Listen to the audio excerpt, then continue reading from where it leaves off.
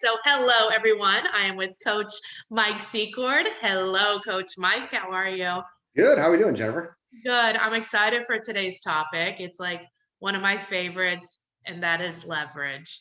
It is. So let's do a quick introduction of you, how All people right. get a hold of you, then we'll get into the topic. Cool. I'm Mike Secord. I've been in the real estate business for 23 years. Some of you have heard me before. Been coaching and developing agents, and I'm on a mission, just make impacts on agents one mindset at a time, and just helping people live the life they want and have a business that funds that life. So Yeah. that's what I'm all about, and pretty simple. And if you want to get a hold of me, just reach out to coachescorner.com. Coachescornerwithmike.com would work a lot better than just going to coachescorner.com. You can reach out to me at Mike at coachescornerwithmike.com is my email address. You can call me directly at 586-557-7319.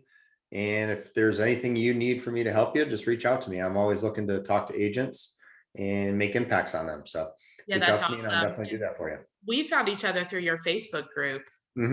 What's it? Yeah, Action Minds. Yep. Yeah, Action Minds. I like that group a lot. But I think we're going to be talking about topics that affect, there's a lot of information there for new agents, right? Mhm. But there's not as much information and connection around agents that are doing, say, like 35 to 75 deals. So Mhm. what I see is like the biggest thing is leverage. Like that's why they're not going from doing 20 deals or two a month or whatever to something bigger. Do you think that's like one of the biggest problems? I think I definitely agree with you on that it's a problem with leverage and not going to that range. But the problem that I see with teams is that people don't really understand the word leverage, and they don't understand how to actually add that to their business. Leverage is a tool. It's basis like taking an old lever to work on something as a tool to provide more pressure and more things to it. So, you want to add something that you're going to duplicate your efforts and get it done more efficiently by Right. adding leverage, not just adding people to get things that you don't like to do off your plate. But That's that's the exactly problem. how I did it. I like made a list of all the crap I don't want to do. And I'm like, here's your job description. Yeah, and No? you've got to go through and really start prioritizing and looking at, especially when you're moving from 24 transactions to 36. That's a moment where you really need to start looking at going, what is my hourly wage? What do I Right. make per hour and what I do? Define what my 20% is that equals 80% of my income, and realize that all the other little things that I'm doing that I need to add leverage to, like transaction coordinating, Yeah. That's the marketing, first lever things, is the showing property, those kind of things you could add leverage to. You're not making that much money per hour doing that. right. What we do, unfortunately, is we try to leverage the things that make us our most money. And that is Lead lead generation, generation. talking to people. That's the wrong type of leverage. Right. You need to add leverage that's Why do actually. you think that is? Like, what is the mindset or perspective shift? Because I see agents all the time Mhm. paying for it, right? I get 100 friend requests a day. I'm like, we help agents schedule. And I'm like, no, like I don't, that is the most important piece of the job is me talking to people. So Yeah. like, what is that mindset shift to that can be helpful for people to know? Don't leverage that piece, leverage like the transaction coordination. Well, I mean, I think there are certain pieces within that, and we're getting a little ahead of ourselves, that you can leverage out for lead Okay. generation. But what I think it really boils down to is people are modeling themselves after what they see as agents that are being very successful, these mega agents, Mhm. but they're not modeling after the grind that got them into the Oh, that's yes. top Yes. spot. They're They're saying modeling like they after the wanna jump result. it. Yeah. And they're Yeah. not modeling after the grind. If you model after the grind, you can fast track that grind, Mhm. but you can't skip it. So I wonder though, because I did used to like, I mean, I interview a lot of agents. We used to, as I was building my team, like we used to shadow a lot of agents. And you're Mhm. making me think, like, I always ask them, like, what are they doing? How do they do it? But maybe even a better question would have been, should have been, how did you get here? Like, Mhm. what actions did you take to Yeah. get here. That's I awesome. mean, well, think about it. If you're going on a road trip and it's the summer, so we're all going to start going on road trips. You don't ask what they're doing when they got to that trip. You ask how they got there. If Yeah, if right. you don't know how they got there and you don't know what roads they took, you're That's it. never going to get there. Right. You Duh. just want to make sure that, and as a coach, I'm trying to see people's what's in their blind spots, help them navigate and get through things Yeah. so they can get there faster with less bumps and bruises. I've paid enough stupid tax in my day that you shouldn't have to pay half the crap that I've paid because I've failed a ton. So you want to learn from people that have failed and succeeded versus just the success.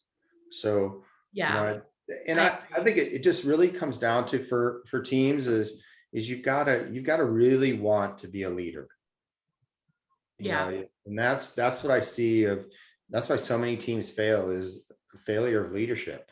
Yeah. uh, and lots of teams that are succeeding at a high level have had moments where they've had some bumps in the road and they really just broke down and went inward and worked on themselves and then worked on their team as leaders, and Right. now they're exploding.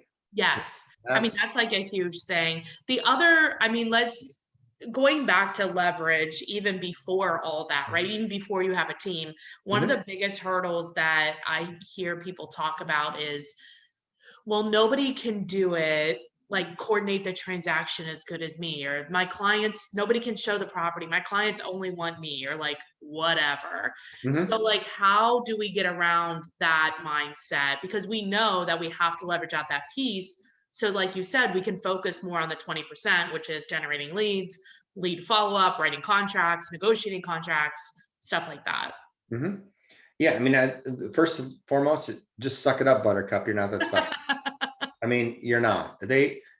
People don't do business with you because of you. They do business with you because of the experience. Mm-hmm. You know, I'm a I'm a big Disney fan. We're going to Disney in a month. Take my daughter and son, and you know, Walt Disney's been dead for what, 50 years, A long time. more than that. Yeah. Um, but you still go there because of the experience that he laid out. Right. He's not there. Right. You still think he's doing Right. things, but Yeah, he's not that's there. crazy to think about that because I see what you mean. Yeah. Yeah, or like at a restaurant, generally, I mean, a lot of times the owner or whatever is not there. No, No. Huh, that's it. Yeah, I mean, that's a good way to think about it. people go to like they'll go to Vegas and go to Wolfgang Puck's restaurant. He's Right. not cooking back there. He's not serving you. He's put his name on the board. He helped develop the menu, but you were like, oh, I'm going to Wolfgang Puck. They don't care, Right. so they don't need you. But that's really a point of ego that Mhm. comes into it. And Mm. it's not ego like, oh my God, I think I'm the greatest thing since sliced bread and all that. We have this ego that we need to get out of our way that's preventing us from giving up things. But I think also too, I think people are scared. There's an element of scaredness. Is that a word? It should No, but be. I think we should coin one right now because I know it's scarcity instead of scarcity. Scarcity. It's Yeah. scarcity. Like scarcity. Yeah. Yeah, But it's like, okay, if I give up this piece, then what am I gonna do? exactly. I'll have to, at that point, I'll have no excuses. I'll have to talk to more people. I'll have to, Yeah, like, that ego is keeping us from being our best, yeah, and it's holding us into the moment. Like, I don't want to try this because then if I succeed, then I got to stay doing that. right. That's We don't great. even know we're doing it. Yeah, I know. We're so messed up, all of We us. are, we are, but that's what makes us special. Exactly, exactly. So would you agree? So we fought about this like on Fight Club, Real Estate Mhm. Fight Club. What is the first hire that every agent should make? Is it a transaction coordinator or a showing assistant or something else? I believe it has to be a transaction coordinator, Okay. but it can be someone that is dual role that can coordinate your transactions and show property. See, I feel But like those but are I, but I, different but I think you people. definitely have to go with the transaction coordinator first. I agree. And why? I mean, not Well, why do I agree, well, but I why do think, you say? I think, well, I mean, why obviously is we all suck at paperwork. I mean, Right. It's just, There are some agents that are good at it though. but I think we're in a time right now where we are so lucky for what's available to us with VAs and what you Mhm. can hire someone to do for transaction coordinators. We are so lucky. You don't have to make any commitment of training these people for long term. You don't have to give them benefits. You just have to pay an hourly wage. Or some of these companies are just doing it per transaction. Right. So it's Right. like we are so lucky right now that just get that stuff off your plate. I mean, what is it going to cost you? Three It's not fifty to much. $500 to have someone manage I a mean, that would transaction be the for you? most. It depends on like where you're at. We actually, that reminds me, on our real estate fight club, we do have a partner that does it. It's Real Support Solutions. And if they put Fight Club in there, they'll get a discount. But yeah, Awesome. that was like our first hire per transaction, depending on the Yeah. part of the country. It's like, yeah, somewhere between 150 and 500. And Mhm. like that's it, It's yeah, crazy. it's awesome. It's the Yeah. best hire. Like you can do Mhm. 85 deals by yourself and as long as you have a transaction coordinator. If you It's- don't, it's like impossible to do more than And like 30. and again, like we talked about it, they do business with you for the experience. So Right. if you can develop a great experience in the areas that we suck, Hmm. and Yeah. you go off and meet with Great. more people, and it Yeah. only costs you $300 to $500, why would you not? But even if you don't suck at that, right? Even if you're good at that, it's more useful for you as the leader to be in the sales portion of it and doing more of the money generating activities. Yeah, Right. and I challenge anyone that really says they're really good at it.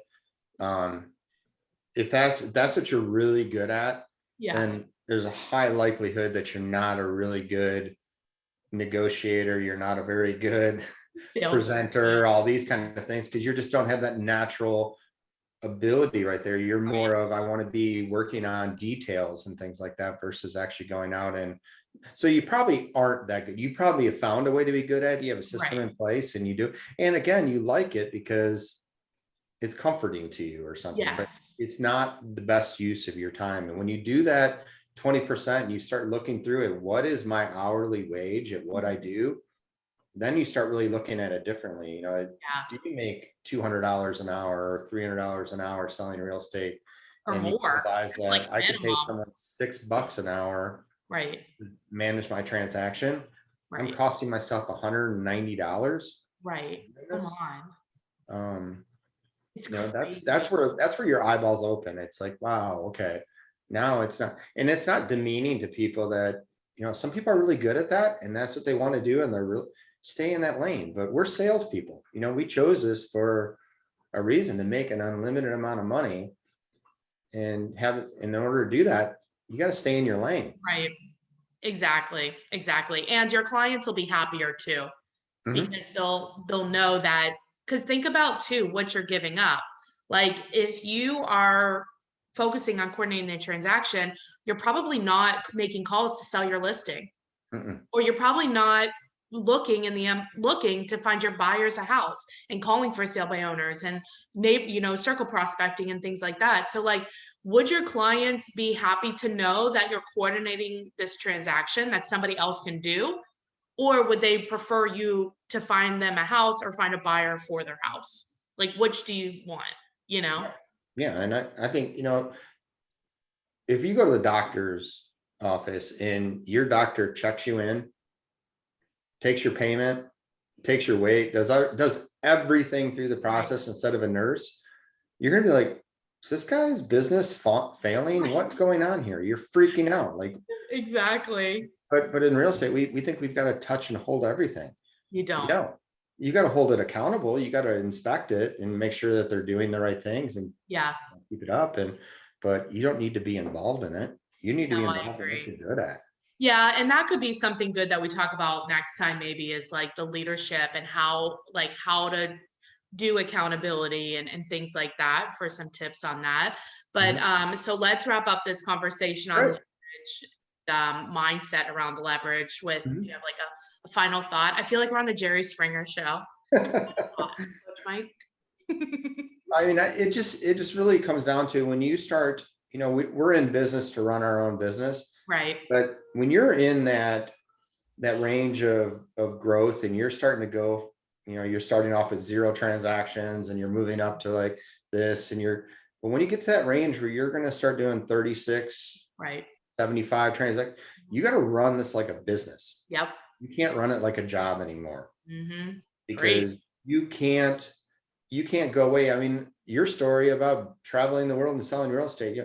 you couldn't do that Right. if you weren't running it like a business. And Exactly. agents got to run it like a business because you can't do more than 36 transactions if you don't run it like a business. Agreed. And 100%. that involves leadership. So if people are looking for a coach, they want to hear more about you and kind of what your coaching program offers or want to get into your world, tell Mhm. us again, like the best way to do that. Best way to do it is go to coachescornerwithmike.com. That's a landing page. It's got everything that, any way you can get a hold of me. Just schedule a free call. We'll jump on and we'll dive in. We'll create some strategies and go. And then if it's a fit, we'll start figuring out things from that point on. You can reach me directly at 586-557-7319. You can get to my Facebook page at Mike Secord. You can go to Action Minds on my Facebook group and get there. So it's all over. But anyway, I can make an impact on you, I definitely would love to give a shot at it. I don't lead with money, I lead with impact. I love it. Thanks a lot, Mike. Always a pleasure. Have a All good right. Thank you.